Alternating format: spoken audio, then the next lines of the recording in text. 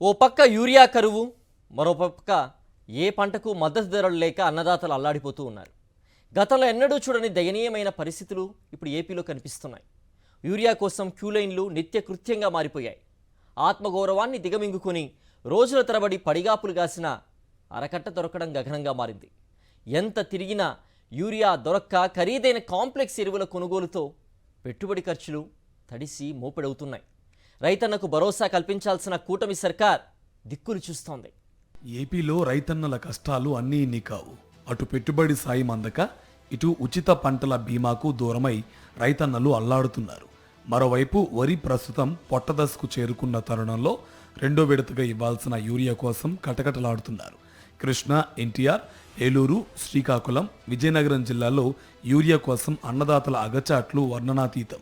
కూటమి సర్కారు నిర్లక్ష్యం, అసమర్థతపై మండిపడుతూ గత 5 ఏళ్లలో ఎప్పుడూ ఇంతటి దయనీయ పరిస్థితులు లేవని చెప్తున్నారు. తిరువూరు, ఎన్టీఆర్ జిల్లా తిరువూరు మండలం టేకుల్పల్లి పిఏసిఎస్ పరిధిలో యూరియా పంపిణీ గందరగోళంగా మారింది. యూరియా వచ్చినట్లు తెలియడంతో చౌటుపల్లి, గానుగుపాడు, జీ కొత్తూరు తదితర గ్రామాల రైతులు సొసైటీ వద్దకు పోటెత్తారు. గంటల తరబడి రైతులు పడిగాపులు కాశారు.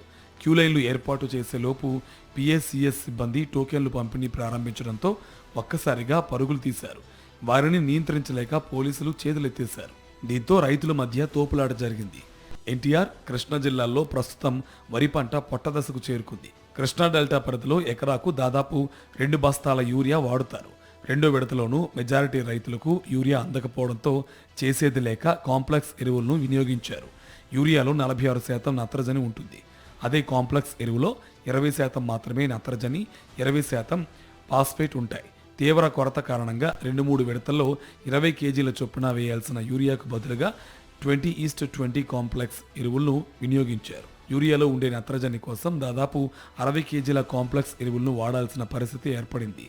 అయినప్పటికీ పంట ఎదుగుదల కానరాక ఈసారి దిగుబడులు తగ్గిపోతాయన్న ఆందోళన రైతుల్లో నెలకొంది.